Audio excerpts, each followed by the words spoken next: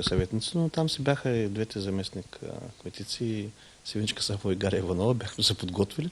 Бяха дадени двата отговора и на лицето Мимиш Мустафов, по-известен като агент Вихър, и на Николай Манолов, известен с прозвището в Каварна Лисицата.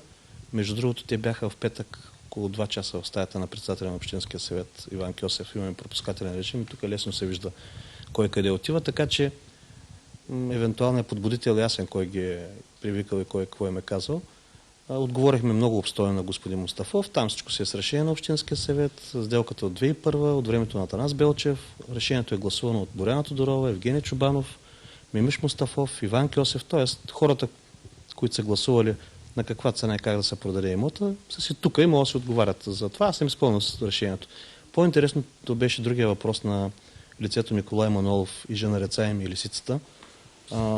И аз много не обичам да пиша декларации, не съм писал през живота си декларация, обаче написах една частна тъжба днеска, тъй като лицето изнесло информация, че през 2011 съм му отстъпил право на строеж, за да не пускал жалби срещу мене, което е абсолютна лъжа, клеветническо твърдение.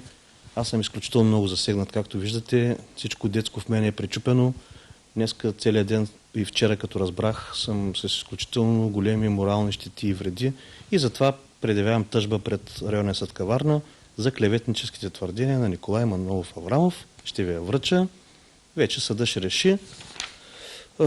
Наказанието е, понеже съм длъжностно лице кмет, между 5 и 15 хиляди лева и обществено порицание. Моя иск е за 10 хиляди лева. Аз съм скромен, въпреки че преживях неописуеми щети морални и духовни. Реших по-малко да го съдя. Ако спечеля делото, той има двуетажна къща, в която живее с съпругата си. Ще искам от съдия изпълнител да се опише единия етаж, да ми го присъдят и ще настане 6 роми да живеят там с Николай Манолов. Така че ще извърши едно социално дело. По отношение на питането е това. Ще осъдя един клеветник, останалите да го имат за урок. Особено общински съветници, чубановци, кьосевци, Боряна Тодорови, кръстевци, особено Кръстев го чакам. Следващата клевета или обида, която нанесе спрямо мен, ще бъде и той в следващия, който ще бъде в съда. Един да бъде осъден за назидание на всички тия там. Мисля, че това ще е добър урок. Декларацията, която внесоха тримата общински съветници Боряна Тодорова, Красимир Кръстев и Евгений Чубанов, отношението ви към нея? В нея доста целенасочени действия за оклеветяване на общински съвет. Завършва възстановяване на комуникацията е задължително и призоваване на кмета да се включи в този процес. Готови сме да разговаряме лице в лице с аргументи, задълбочено в търсене на пътища за реализиране на обща политическа воля, развитието на община Каварна. Сега да ви кажа... Как ще се случи това? Ще се случи ли? Да. За пореден път питаме. Преди това гледам тук, че са писали оклеветяване на общински съветници, заплахи към тях и към техните семейства. Сега искам да уточня само, че не знам кой кого заплашва, но моята и на съпругата ми колата и беше счупено стъклото януари. На Станка Огнева, общински съветник от ГЕРБ, и беше счупено стъклото на колата най-нагло. На Елвин от ДПС му беше счупено стъклото на колата. На Георги Алексиев, председател на Атака в Каварна, му бяха нарязани скоро 4 гуми на джипа. Той сега ги е сложил от джипа си на платен паркинг. Тоест, не знам кой трябва да се преценява да се страхува. Дали тези лицемери, които са писали това нещо, хора, които говорят едно, а правят друго. Или ние, на които наистина пострадахме, общински съветници, аз като кмет, пострадах от действията на вандали. И Иван Кьосев, който на 19 февруари най-нагло заплаши пред 4 свидетели Георги Алексиев, като му каза, ще те смачкам, защото в неговата група, нашата Каварна, излязаха имотчетата на Иван Кьосев. И с тия хора ли трябва ни да вървим напред и да развиваме Каварна? Аз това питам. Протегна ли ръка? Само че в тая ръка има нож, както има една песен на Хиподил, с гол в ръката нож. Значи тия хора не могат с ръка, в която има нож, да я протягат и да искат аз да я поема. Това няма да се случи. Затова искам да кажа на хората, не ги гледайте какво правят, а гледайте счупените коли, нарязаните гуми, гледайте гласуванията в бюджета, което правяха те, като урязаха и спорта и културата. Гледайте това, че Боряна Тодорова не си е платила на фирмата данъка за 3000 лева. Гледайте Кьосев, който се плаща разсрочено гъста, докато ние като Гюро Михайлов се плащахме всеки месец. Вижте Боряна, която януари месец плащаше 80 лева за газ, 30 лева за ток. Вижте Кръстев, който 10 години продаваше интернет, без да има строително разрешение, за което в момента текат дела с РДНСК. Вижте техния съветник Станимир Ставрев, който кара с алкохол и е осъден на 6 месеца пробация през 2007 година. Вижте тия Миглена Георгиева и Нина Ставрев, които не са си платили данъци за миналата година.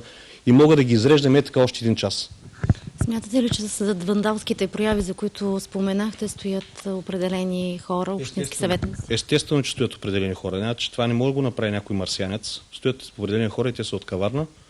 И те са свързани тези грозни прояви във връзка с това, което излезе в Фейсбук в нашата каварна, всички разобличителни материали, всички факти. Тук не говорим за клеветнически твърдения, тук говорим за кой колко имота има, кой колко коли има, купил ги като съвет. Тук говорим за укриване на данъци в огромно големи размери от един съветник. Огромни укриване на данъци. Не може да продадеш имот, който струва 40-50 хиляди за 2000 да твърдиш и да твърдиш в същото време, че ти трябва ли пари. Значи, тези неща като излязаха и след това се случиха всички тези чупения, трошения и така нататък. Благодаря на Репел Каварен, този път наистина съм много доволен, тъй като има доста така насилено полицейско присъствие. Благодаря много на господин Каменов.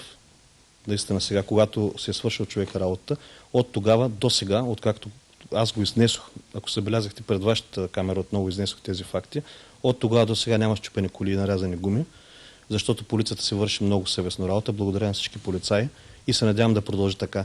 Но не може на определени хора, съветници от ГЕРБ или от ДПС или колата на съпругата ми, вандалщините да са срещу нас и тия да ми пишат декларация за заплахи към техните семейства.